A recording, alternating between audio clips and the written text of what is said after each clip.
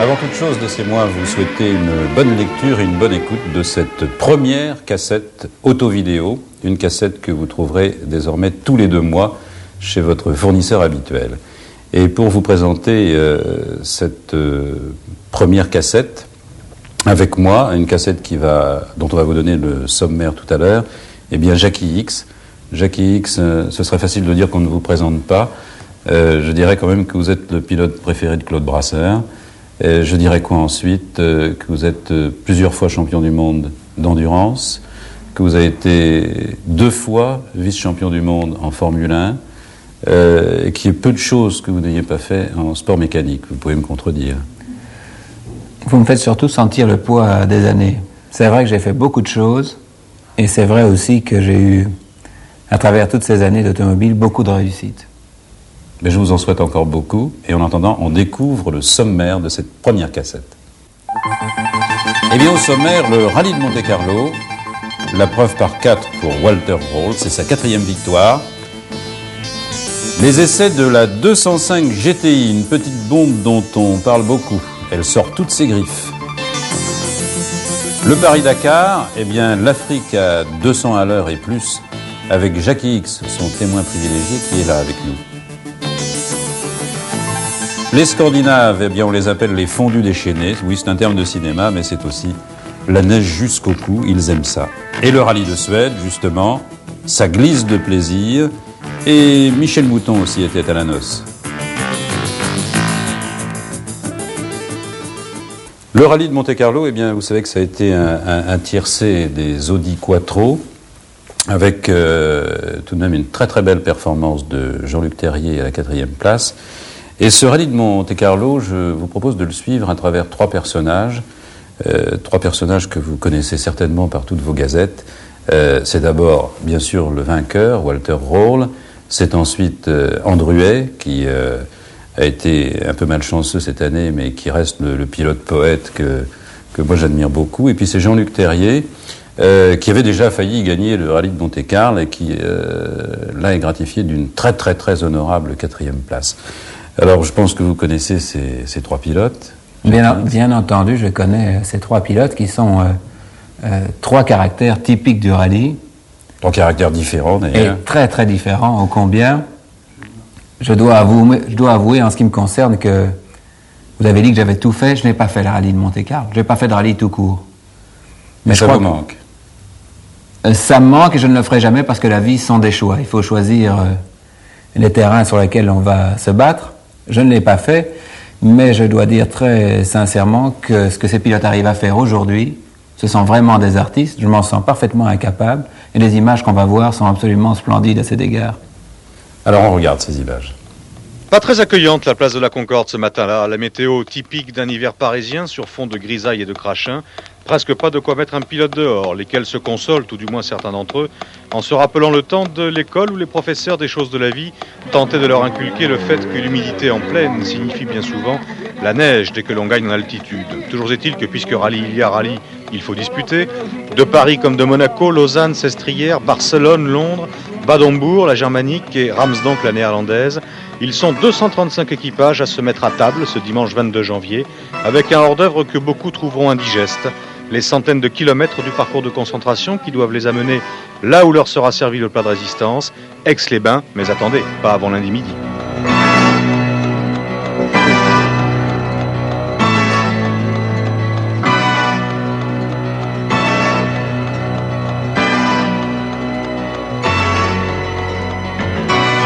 Quelques jours auparavant, à Isola 2000, nous avions retrouvé un champion du monde revenu par la force des choses à la condition d'élève, la leçon de conduite d'une 4 roues motrices selon Walter Röhrl.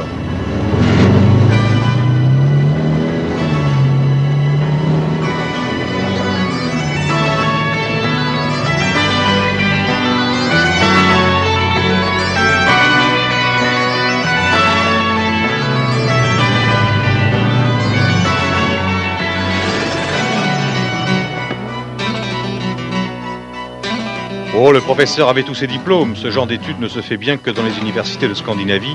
Et comme jusqu'à preuve du contraire, la Suède se trouve bien par là-bas, Stig Blomqvist, ici en récréation, était tout indiqué pour inculquer les notions de base aux grands blonds studieux.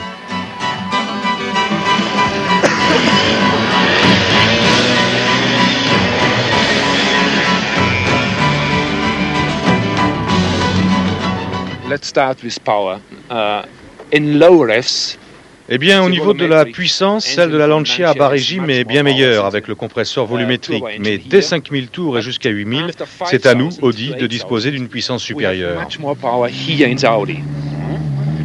In acceleration, of course, on a circuit like it. En accélération, bien sûr, sur un circuit tel que celui-ci, sur la neige et la glace, c'est trop différent pour être comparable. L'accélération est tellement supérieure avec 4 roues motrices, on ne peut vraiment pas établir de point commun. Et finalement, pour moi, c'est un petit peu plus difficile. Une 4 roues motrices s'apparente souvent dans son comportement à une traction, et toute mon expérience, je l'ai acquise sur des propulsions. Et pour le moment, cela me pose effectivement quelques problèmes. Mais sur des parcours rapides, cela va beaucoup mieux.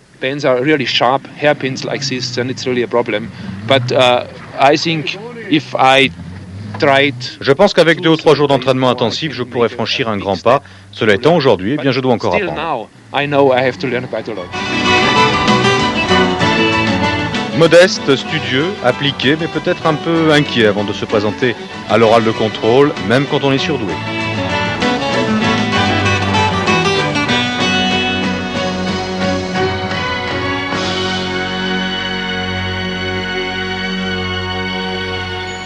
Il y avait aussi un autre surdoué, mais surdoué de l'Afrique, qui venait donc ici, lui aussi comme à l'école, chez Carmetta, le quintuple vainqueur du Safari, fidèle à la production de l'Empire du Soleil Levant, mais cette fois avec une Subaru.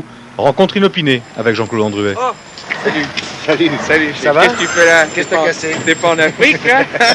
C'est pas chaud ici, hein? Oui. Tu sais, moi j'aimerais bien un jour aller visiter le Kenya quand même, mais plutôt en touriste, parce que on m'a tellement dit que c'était mauvais ces routes africaines que j'ai une colonne vertébrale qui peut pas supporter tout ça. J'ai déjà bien du mal à supporter les routes ici. Oui.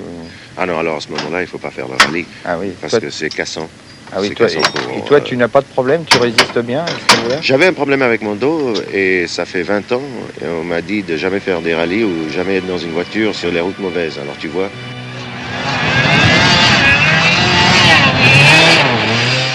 Tu n'as jamais essayé une 4 roues motrices ici?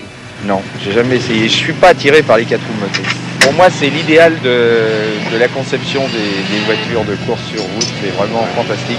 Je prends beaucoup de plaisir à conduire cette Lancia qui est vraiment pour moi un outil merveilleux et j'ai pas du tout envie de conduire autre chose. Moi j'ai fait des Monte-Carlo lorsque le cloutage était plus libéral et qu'on avait des clous triangulaires avec qu'on appelait des pyramidaux et que nous avions 400-500 clous. Alors là à ce moment-là c'était fantastique de conduire sur la neige, vraiment extraordinaire. C'était un plaisir inouï et en plus si tu veux ça ne justifiait pas d'avoir 4 roues motrices à ce moment-là.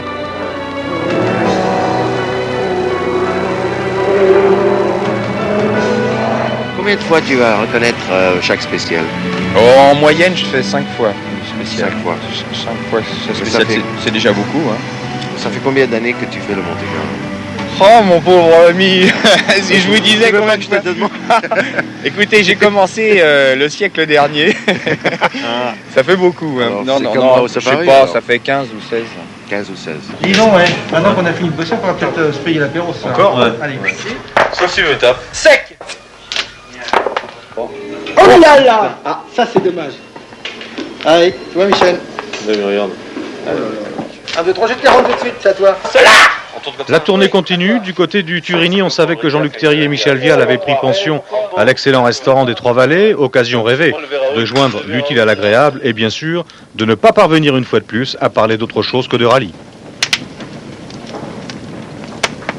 C'est le seul rallye où il y a vraiment ce choix de pneus qui est très impératif, enfin un choix qui peut dépendre du résultat du temps dans l'épreuve. Je suis certain que quand les ouvreurs sont passés, ils nous indiquent où sont les plaques de glace ou s'il y a de la neige, enfin tout est bien précis. Mais après on veut décider si on met des pneus avec un certain cloutage et tout. Et on s'aperçoit qu'en fin de compte ça dépend aussi énormément du pilote. Parce que moi par exemple je préfère rouler avec toujours le minimum de clous. Je préfère me faire des chaleurs quand on arrive sur les plaques disons de neige ou les plaques très glacées en slick, mais aller très vite quand c'est sec. Jean-Luc Terrier, champion du monde des non-reconnaissances, Terrier le non-conformiste, Terrier l'improvisateur. Réponse. Le jour de la course, on a la forme ou on ne l'a pas, et que l'on soit passé l'aventure unique 15 fois, pour qu'on ne soit passé qu'une fois. Si le jour de la course, ça doit emmancher parce que ça va bien, et ça doit sourire, eh bien, ça emmanchera et ça ira bien. Parce que les notes sont bonnes, et puis bon, ben, ça sert à rien d'user le goudron et d'user des pneus et coûter cher aux gens qui nous font courir.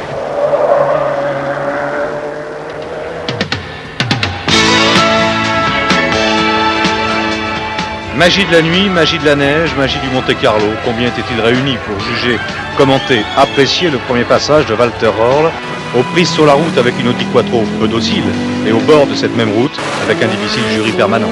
En 3 images, le résumé. Marco Allen Lancia, déjà dominé. Ne parlons pas de la Nissan de Timo Salonen, et pourtant la neige ne l'effraie pas. Et Terrier qui commence ses coups de génie en rattrapant ici dans la Chartreuse la Lancia de Androuet. Halte obligatoire en Ardèche, la remise à Entraigues, Jouani, père, mère et fils, et tarte aux pommes recommandée. On les sort du four pour qu'elles soient chaudes. C'est une grande joie pour moi. Et voilà. Röhrl est passé, il ne s'est pas arrêté, il ne sait pas ce qu'il a perdu. Salonen nous paraît quand même bien plus avisé que l'Allemand.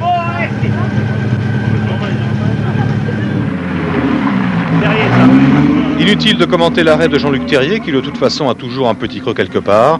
On soupçonne fort d'ailleurs Michel Vial d'avoir ajouté tarte aux pommes sur son roadbook.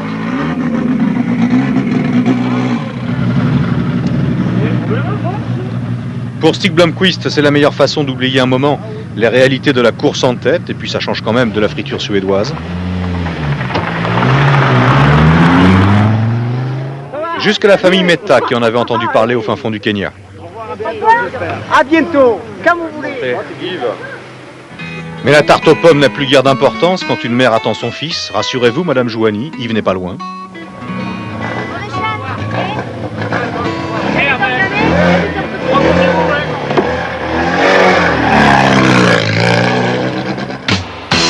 Déjà une nuit de route, à peu près partout, les mêmes conditions d'enneigement, et le petit matin du mardi nous offre toujours cette somptueuse bataille de petites secondes à laquelle se livrent Blomqvist et Röhrl, tandis que Hannu Mikkola observe à distance et contre son gré. Salonen reste constant malgré lui dans une perte de temps qui jamais ne se démentira. Et Androuet doit déjà regretter l'époque bénie des clous pyramidaux qu'il évoquait tout à l'heure.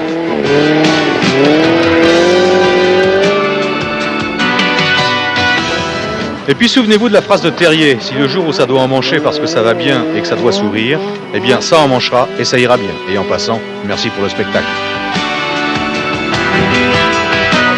Tandis que, loin des vedettes, Jean-Pierre Rouget s'en va tranquillement vers la victoire en promotion. Une autre nuit est passée, les bras s'alourdissent, mais Röhrl maintient toujours ses trajectoires hyper tendues qui viennent de le porter en tête.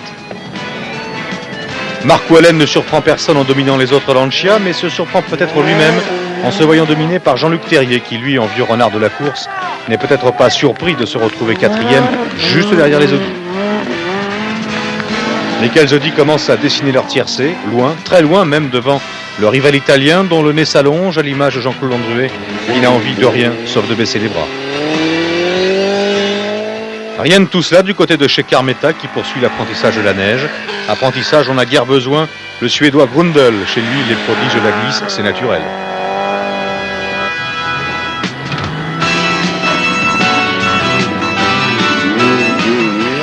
Image insolite mais fréquente cette année, l'embouteillage en spécial. Et en tout cas pour le docteur Chatriot, c'est l'occlusion. Les conditions vont se modifier en cette fin de parcours commun. Après la neige, le verglas et la soupe, l'asphalte va réapparaître par moments. Audi ne le souhaitait pas, Lancia en revanche l'attendait, les R5 Turbo également. Terrier nous avait d'ailleurs annoncé la couleur. Plus ce sera changeant et donc piégeux, plus à l'aise nous serons. Démonstration par l'intéressé.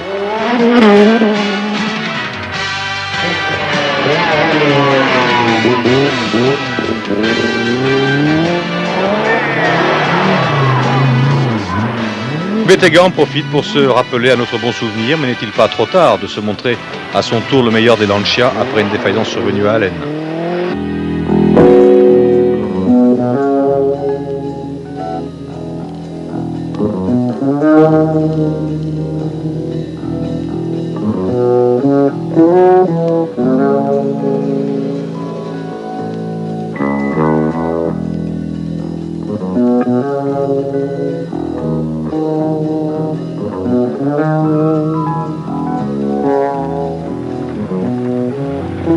Cette fois, le parcours commun est derrière. On fait les comptes en principauté. Walter Röhrl, dont on ne soulèvera le capot que par acquis de conscience, rentre avec un capital temps de 29 secondes sur Blomqvist. Mikola accuse un retard qui représente pour nous un point d'interrogation de près de 7 minutes. Question brûlante, Stig Blomqvist, malgré le fait qu'un écart de 29 secondes ne représente rien, va-t-il recevoir la consigne de ne pas tenter d'aller chercher Röhrl? On ne le saura peut-être jamais, mais à notre avis, la consigne a été donnée. Et sauf incident, le Monte Carlo se trouve déjà dans la poche du Grand Blond, tandis que le Suédois n'a plus rien à faire que de se montrer beau joueur et d'aller se refaire une santé par le biais d'une gigantesque sieste. Jeudi soir, la magie reprend, la féerie qui représentera toujours le sommet du col du Turini, c'est un autre monde, et le non-initié s'imagine être sur une autre planète. Et s'il ne fallait présenter le Monte Carlo qu'en une seule image, c'est bien celle-ci qu'il faudrait choisir. Il y aurait un livre en fait à écrire sur ce Turini qui provoque immanquablement le rêve de l'apprenti pilote comme de l'apprenti spectateur. Cette longue montée faite d'épingles arrondies depuis le village du Moulinet tout en bas, le virage à droite qui vous propulse ici même sur le plat du sommet, où contrairement à ce que l'on pourrait croire, le pilote éprouve de sérieuses difficultés de vision dues aux innombrables flashs de ceux qui veulent fixer leur passion sur la pellicule. C'est 80 ou 100 mètres que l'on parcourt en glissade avec 1000 soleils dans les yeux et ce virage gauche tout au bout où l'on replonge comme un aveugle dans un véritable trou noir. Mais c'est au passage en principauté que le zeste minuscule d'espoir qui restait à Andruet s'évanouira. Un capot levé au beau milieu d'un parc fermé, cela ne doit pas se faire, monsieur Andruet.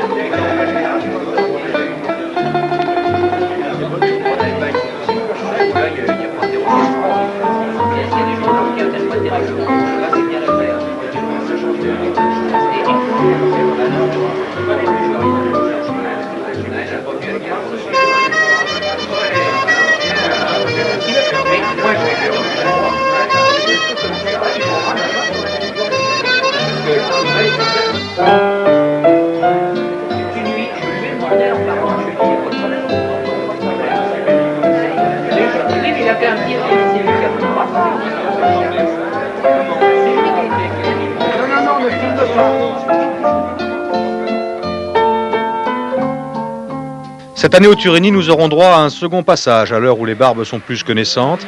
Mais il faut bien saluer Walter Röhrl qui ne reverra pas ces lieux magiques avant 85. Tout comme il convient de saluer un Stig Blomqvist qui rejoindra Monte Carlo 73 secondes derrière l'élève, à qui il n'aura fallu que quelques kilomètres pour retenir une leçon à la virgule près.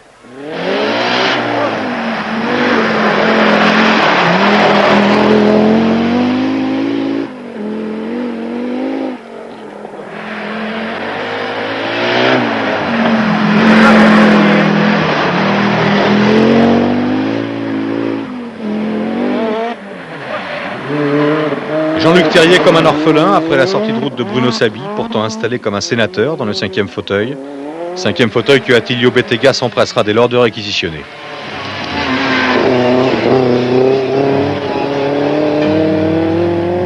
Et chez Carmetta, lui, c'est promis. Il reviendra avec des chevaux en plus et pour faire mieux que 14e. Les ultimes hectomètres sous une météo redevenue clémente aux abords de la principauté de Monaco le vendredi 27 janvier. 5 jours de course, 3000 km dans les roues, les jambes et les bras, dont 763 contre le chronomètre. Il est grand temps que la prestigieuse ouverture du championnat du monde se referme.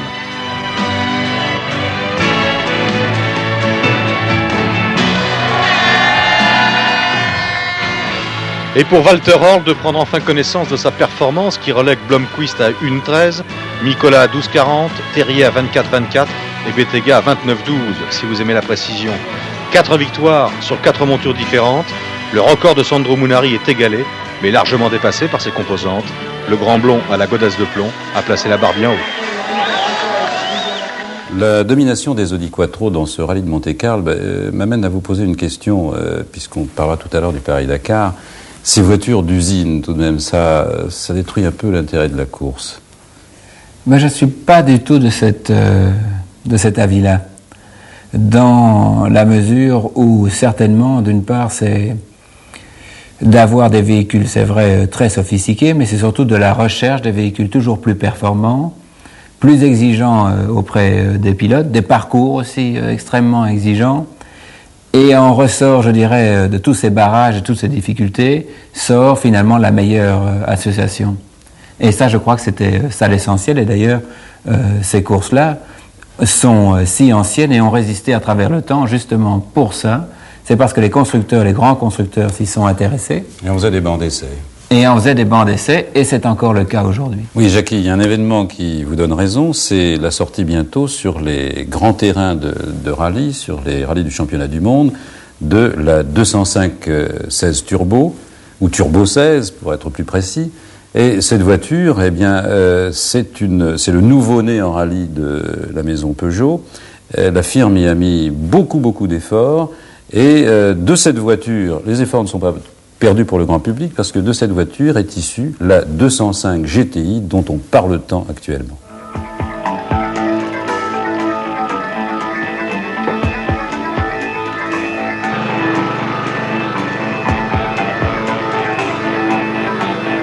Ce matin, on a fait, disons, les premiers essais sur goudron de la 205 Turbo 16.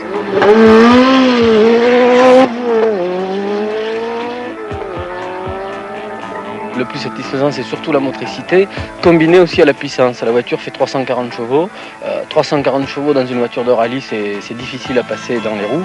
Et là, ça passe très bien. Il n'y a aucun problème de patinage. De ce côté-là, c'est très satisfaisant. La tenue de route, sur le goudron, c'est pas encore comme je veux, mais sur la terre, c'est fabuleux.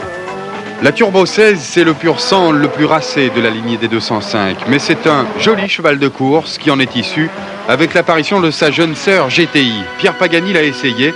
Et Gérard Bory a recueilli ses impressions.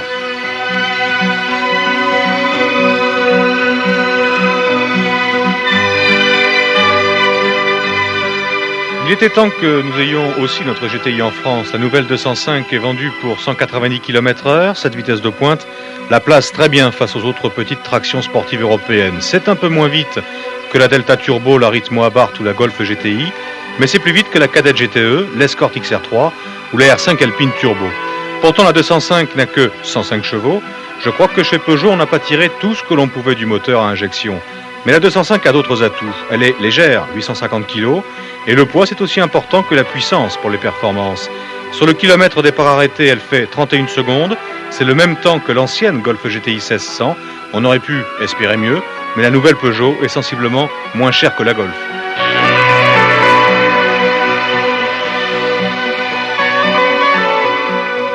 La première chose que j'ai remarqué, effectivement, c'est la position de conduite. Je trouve que c'est très important dans une voiture sportive. Et avec les semi-baquets qui équipent la 205 GTI, on est très bien maintenu latéralement. Et ça, c'est très important si l'on veut conduire sportivement. Le moteur, s'il faut le comparer à un autre moteur, c'est évidemment à celui de la Golf GTI qui sert de référence pour toutes ces voitures. Ils sont comparables, mais je dirais que la nouvelle Peugeot est un petit peu plus douce, plus progressive, moins violente que la Golf. C'est à la fois une qualité et un défaut.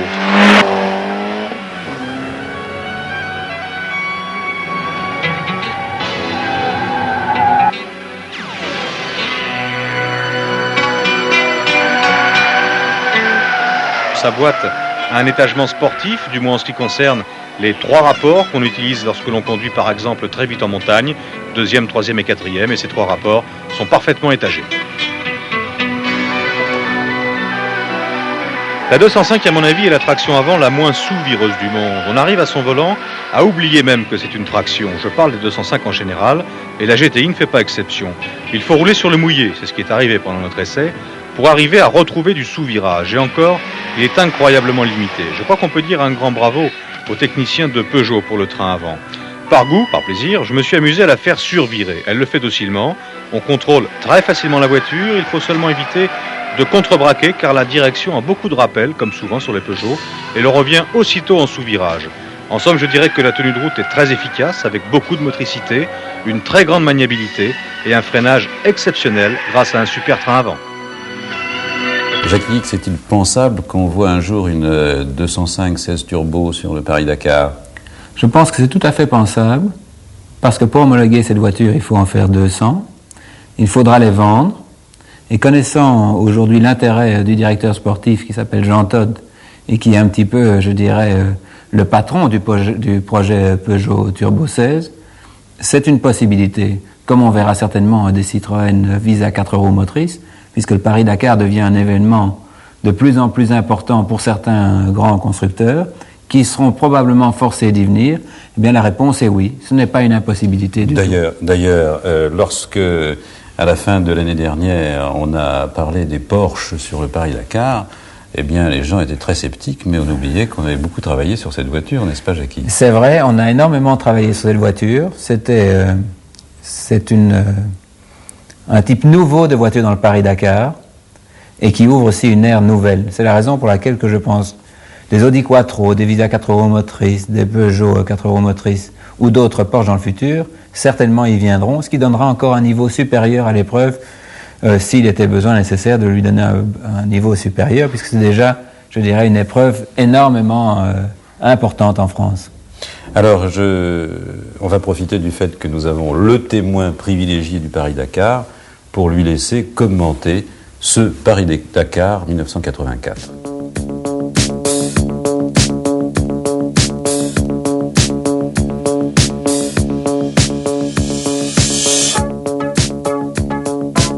Il faut reconnaître qu'une des grandes idées du Paris-Dakar, je ne sais pas si elle fait son succès, mais le fait de partir le 1er janvier de la place de la Concorde, c'est déjà quelque chose d'exceptionnel.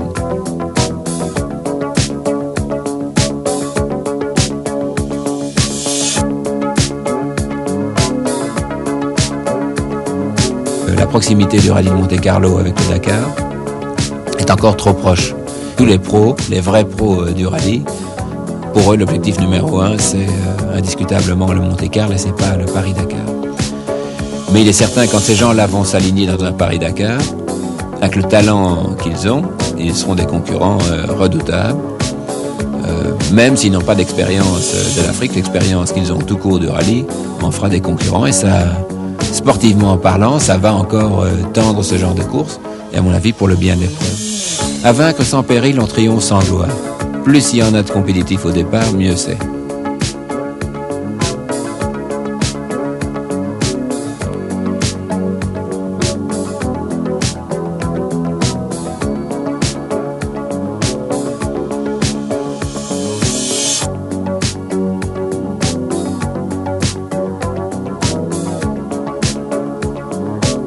Le bateau, pour moi, ça fait partie du Paris-Dakar. C'est indiscutable.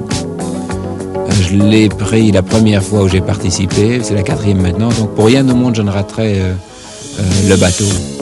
Pour un certain nombre de raisons, d'abord parce que j'estime que ça fait partie du rallye. La seconde, c'est parce que j'aime ça. Et la 3e, c'est aussi parce que je désire faire partie intégrante de l'équipe, et en particulier cette année-ci, j'avais constitué une équipe de 16 personnes. Et je voulais, sans jeu de mots, que tout le monde soit dans le même navire.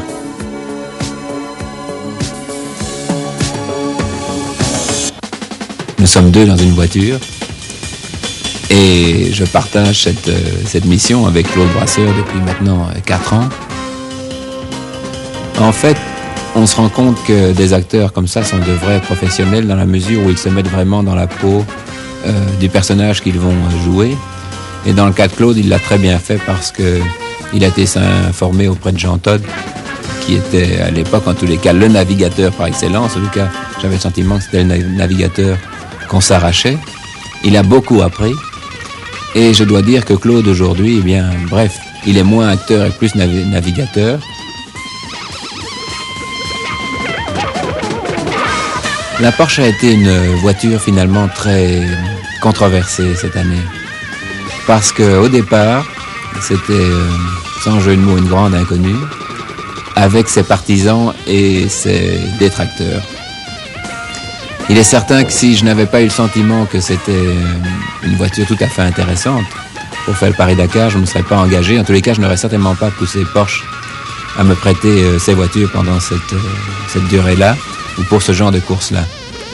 Par rapport à les véhicules classiques qu'on a connus dans le Paris-Dakar, il est certain qu'une Porsche qui fait 1200 kg, qui fait 225 chevaux, rien d'exceptionnel, je dirais, au niveau de la construction, en dehors de sa robustesse. L'inconvénient, c'est la vitesse. Et effectivement, parce que tout se fait à vue dans le Paris-Dakar, Et aucune bosse ne peut se franchir sans lever le pied, effectivement, parce qu'on ne peut pas savoir ce qui va se passer derrière.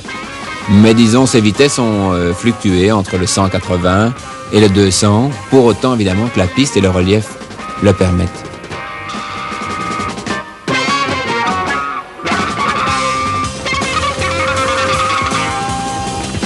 En ce qui concerne le terrain algérien, la course a une certaine limpidité, même si la poussière est importante, et même s'il faut s'accoutumer à cette poussière. J'ai quelquefois dû me battre contre moi-même en me disant voilà, une course est terminée, parce qu'on a un ennui mécanique, parce qu'on a un incident quelconque. Quand je dis se battre par moi-même, parce que la première réaction c'est toujours dire bon ben c'est fichu, on s'arrête, on abandonne. Et c'est là qu'on se rend compte finalement, quand on voit l'intervention des mécaniciens. Et c'est pour ça que je dis aussi les résultats de course, quand on parle des pilotes automobiles. Eh bien, le vainqueur, finalement, il n'est que la partie émergée de l'iceberg. Il y a tout ce qui se passe en dessous, à qui on doit pratiquement tout. Dans le cadre de ce Paris-Dakar-ci, il faut reconnaître quand même qu'à partir du moment où on est entré en Afrique noire, c'est-à-dire à partir de Niamey, j'ai le sentiment que la course a été un petit peu tronquée dans la mesure où bon, victime des ennuis que nous avons eus, c'est évident, mais le fait de se trouver en 6e, en 40e, en 50e ou en 139e position, ceci est valable pour tout le monde. Donc je disais, en Afrique noire, les dépassements ont été très difficiles cette année, parce qu'on a utilisé des pistes uniques, sans aucune possibilité de dépassement. Nous avons utilisé des pistes en latérite, dans la forêt équatoriale, et ce qui a eu pour effet, si vous voulez, que la poussière a stagné très longtemps et qu'il était pratiquement impossible d'approcher à 300 ou 400 mètres d'un véhicule, même beaucoup plus lent que vous, au seul prix, je dirais, de risques absolument insensés qui ne sont pas possibles dans le Dakar. Je crois que ce qui caractérise essentiellement le Paris-Dakar et qui en a fait son succès auprès d'un public de non-avertis, parce qu'enfin c'est ça la caractéristique de Dakar, c'est que ce ne sont pas des acharnés d'automobiles qui s'intéressent à cette épreuve. C'est l'homme de la rue qui s'intéresse à cette épreuve. Il s'y intéresse pourquoi? Certainement en un, parce qu'il a un besoin très grand d'évasion à cause de la vie qu'on vit aujourd'hui. Et en deux, parce que c'est une course qu'il peut sentir, qu'il peut imaginer, à laquelle il peut imaginer participer. Il est évident que c'est une course qui vit par les amateurs et qui est faite au départ pour les amateurs. Le rallye lui-même est fatigant, ou raisonnablement fatigant, fatalement en fonction de la vitesse et je dirais de l'exigence nerveuse, de l'attention nerveuse que ça demande, parce qu'on roule très vite. Mais enfin, si on n'a pas de problème mécanique particulier, et si on a bien compris qu'il faut se reposer et prendre toutes les heures de sommeil possibles, ça se passe bien.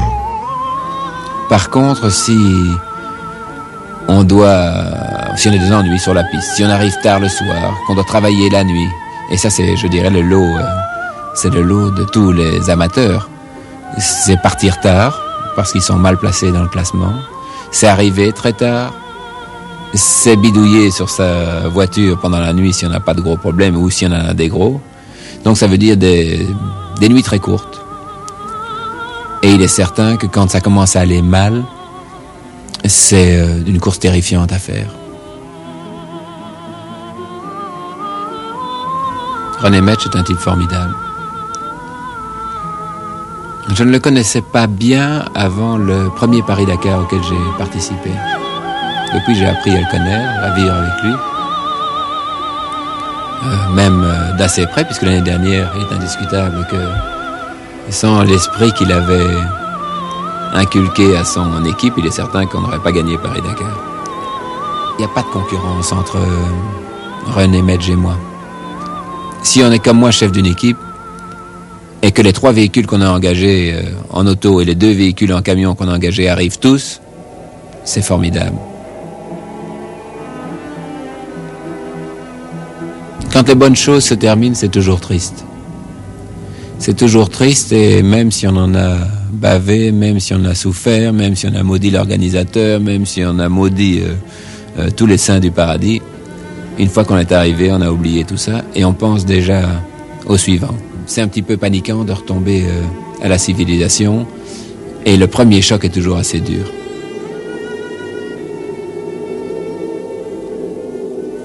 C'est fantastique d'arriver sur la plage à Dakar.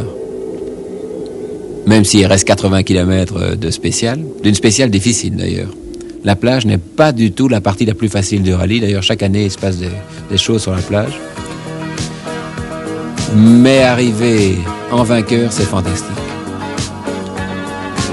J'ai le sentiment que la vie est terriblement courte.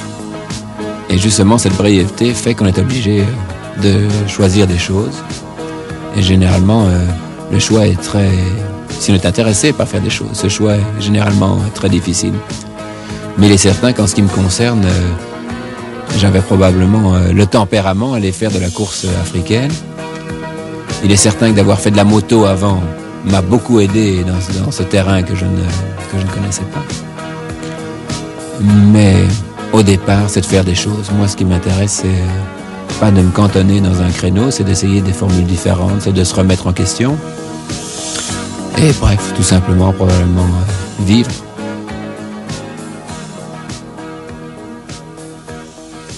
Jackie Higgs, vous qui avez pratiqué la piste, vous qui avez pratiqué les circuits d'endurance et puis enfin le Paris-Dakar, on peut dire qu'il y a une technique pour chaque terrain de compétition. Bien entendu, chaque catégorie de course demande des qualités assez différentes. Bien que pour tous ces domaines de sport un peu différents tels que le rallye, le circuit, l'essentiel c'est toujours d'être sur la lame, sur le fil du rasoir. Alors il est certain que ce qui est extraordinaire dans les rallyes, c'est certainement, et particulièrement quand on parle du rallye de Suède, qui est un rallye de Scandinave essentiellement, c'est l'extraordinaire talent pour maintenir des voitures en dérive, en glissade, et ils font des choses extraordinaires. On le fait aussi en Formule 1, on le fait en proto, mais dans des proportions qui sont nettement moins visibles à l'œil nu. Et dans le Paris-Dakar aussi, il y a un peu de Et dans le Paris-Dakar, on le fait aussi, mais c'est pas du tout pareil. Et je crois que le sommet dans cet art est atteint dans les rallyes qui sont faits sur neige. Et les images de nouveau que nous allons voir, moi je les trouve absolument superbes. Et d'ailleurs, Michel Mouton reconnaît qu'il faut beaucoup d'expérience pour courir sur ces terrains de neige que vous présente la Suède, par exemple.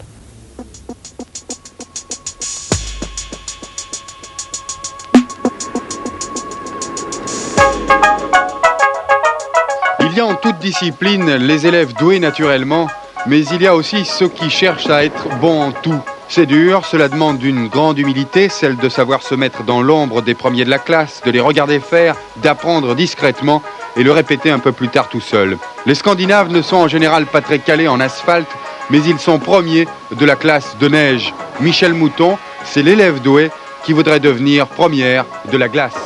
La Suède, c'est ça qui est fantastique, c'est que je trouve qu'il y a un rythme ici qu'on ne trouve pas dans les autres spéciales qui sont montagneuses chez nous, parce que le terrain ici est relativement plat, c'est relativement vallonné, un petit peu style de Finlande. Quand on commence à prendre un rythme sur la neige, c'est une danse. Pratiquement, pour moi, je trouve que c'est un ballet. La voiture est constamment en glissade d'un virage à l'autre, tout est souple, tout est fait en souplesse. La danse, le rythme, c'est une vraie musique que savent nous jouer ces Scandinaves. Et pour apprendre la gamme à Michel Mouton, il y a le professeur Stig Blomqvist. Vous prenez un Stig, il fait ça tellement naturellement, tellement facilement qu'au début on le regarde, on se dit bon ben jamais j'y arriverai.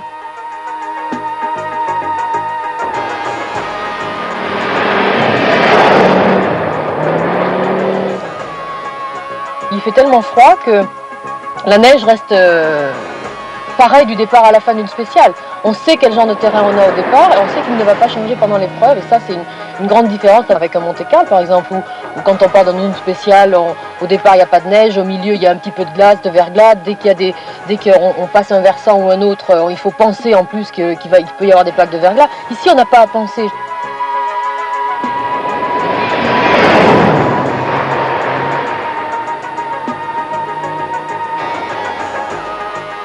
Et je dois dire qu'ici, j'aime beaucoup. Je n'ai pas à calculer ma conduite, j'ai juste à essayer d'aller un peu au-delà de ce que mon cœur normalement supporte.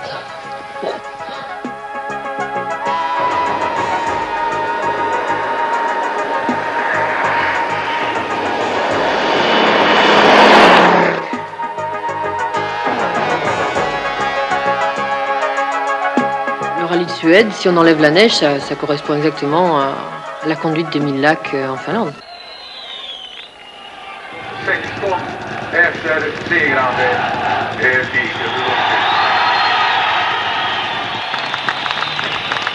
La Suède a déjà un souverain, mais nous l'appellerons quand même le roi Stig, roi de Suède, élu 7 fois au rang le plus haut.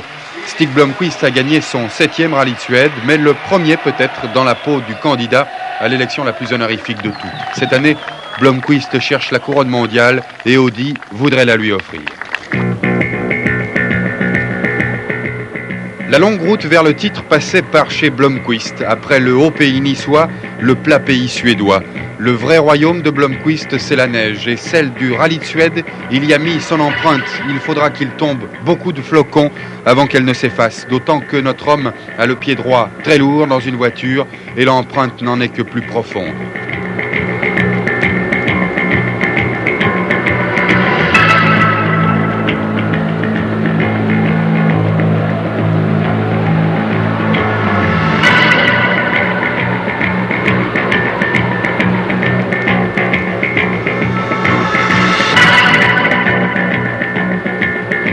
La Suède entre Monte-Carlo et Portugal, avant l'Afrique, nous fait sauter chaque année sur les bords du cercle polaire. Comme un intermède, et les pilotes suédois nous régalent. Ce sont en quelque sorte les Esquimaux de cet entracte.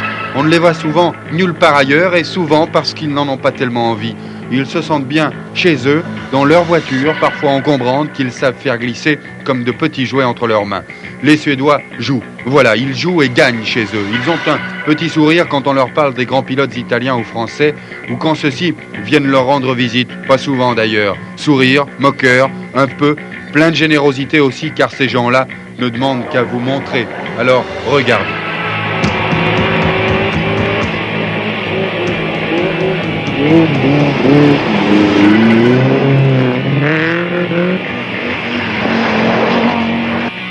Le rallye de Suède, c'est vrai que c'est avant tout un rythme, une danse, une musique. Et les Allemands qui savent fabriquer de beaux instruments de musique en ont inventé un, parfait, pour exécuter cette partition difficile à jouer. Un instrument à 4 roues motrices qui fait une jolie musique, plutôt imposant par la taille, pas facile à manier au début. Il ne faut pas hésiter, par exemple, à se servir volontiers du pied gauche pour la pédale du milieu. Et ça, les pilotes suédois l'apprennent dès le conservatoire. C'est pour ça que, lorsqu'ils prennent l'instrument en main, quelques gammes suffisent avant de s'attaquer aux grandes œuvres.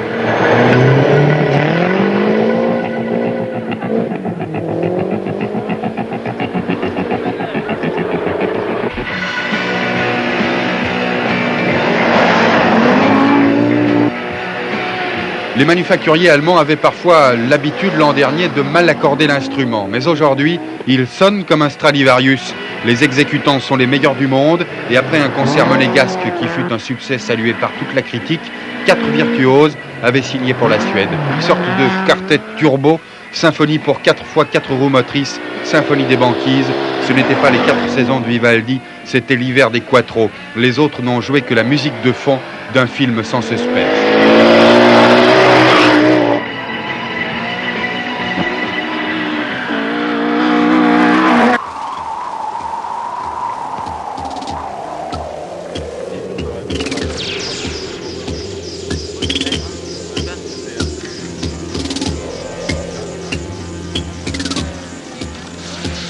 Le rallye est partout dans le monde, c'est le bruit et la fureur, mais ce sont aussi des instants de recueillement intenses.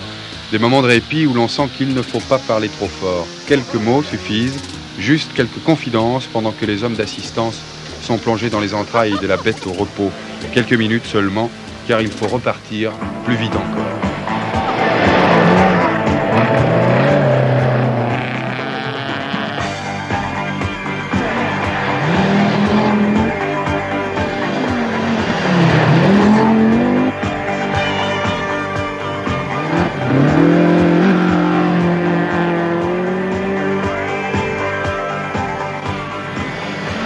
Cette victoire fut pour Blomqvist, rien que pour lui, car même s'il y eut triplé Audi, ce sera sans conséquence, le rallye de Suède ne comptant pas pour le championnat des marques. Non, c'est comme si Audi avait offert la Suède à Blomqvist en lui disant « rien que pour vos yeux ».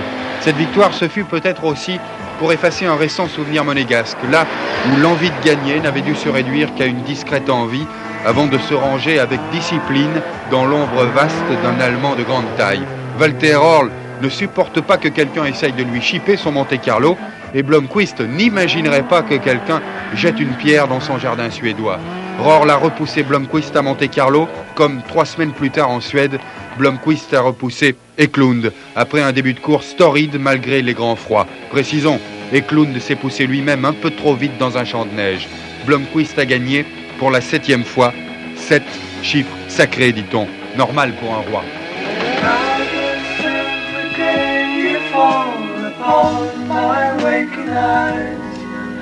Inviting and inciting me to rise,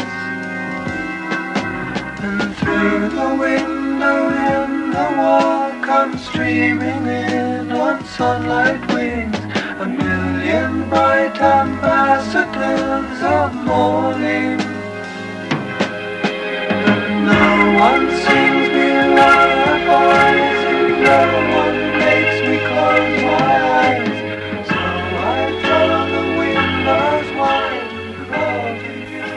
Jackie Hicks, il faut quand même dire où nous sommes. Nous sommes dans un des lieux, on peut le dire, les plus prestigieux du sport automobile, c'est-à-dire au siège de l'Automobile Club de Monaco. Derrière nous, il y a les coupes de Louis Chiron, qui a été un très grand coureur français, un des pionniers du sport automobile français dans les années, depuis 1925 jusqu'à peu près 1949-1950. Et je trouve que c'est très émouvant de se trouver là, Jackie. C'est très émouvant parce que on peut dire que l'Automobile Club de Monaco est certainement un des clubs les plus anciens, et en tous les cas un des plus anciens organisateurs. Ils en sont, en ce qui concerne le Grand Prix, à la 52e édition. Et les trophées que nous avons derrière nous de Louis Chiron ne sont que des pages, je dirais, qu'on a écrites de l'histoire de l'automobile, histoire qu'a écrite les sociétaires de l'Automobile Club qui, pendant 52 ans, ont organisé. Il faut du courage pour organiser, il en faut beaucoup aujourd'hui. Mais à l'époque, disons, c'était dans la lande, dans la foulée de l'automobile. Et c'est vrai, c'est très prestigieux de se trouver ici, surtout par la continuité avec laquelle ils ont continué à porter à bout de bras des épreuves aussi exceptionnelles. Qu'est-ce que vous faites, vous, des trophées que vous avez gagnés dans les vitrines aussi J'ai quelques trophées, et ils sont, comme ici, rangés dans des armoires. Je crois que quand on a la chance de vivre une vie comme la mienne pour l'instant, on ne se plonge pas beaucoup sur les trophées, on ne les regarde pas beaucoup, parce qu'ils font partie du passé. C'est ce que j'allais dire. Et il faut surtout regarder ce qui va venir, et comme je suis encore plein d'enthousiasme. C'est quoi voilà, cette année? Eh bien, ce qui vient, et cet enthousiasme, reste certainement le championnat du monde des marques, avec l'équipe Rothmans Porsche. D'endurance, bien sûr. D'endurance, c'est-à-dire Le Mans, c'est-à-dire des courses comme le Mont Fuji, c'est-à-dire Kyalami, c'est des courses aux États-Unis. Grosso modo, une dizaine d'épreuves. Et bien entendu, mon enfant chéri, pour 85, c'est Paris-Dakar. Avec quelle voiture, je l'ignore encore pour le moment, mais certainement j'y serai. Peut-être Porsche. Peut-être Porsche, mais enfin, il y a encore d'autres possibilités. Très bien. Je vous donne rendez-vous pour la cassette numéro 2 d'Auto-Vidéo. J'espère que celle-ci vous a plu. Très sincèrement, nous avons déployé tous des efforts pour cela, et merci à toute l'équipe.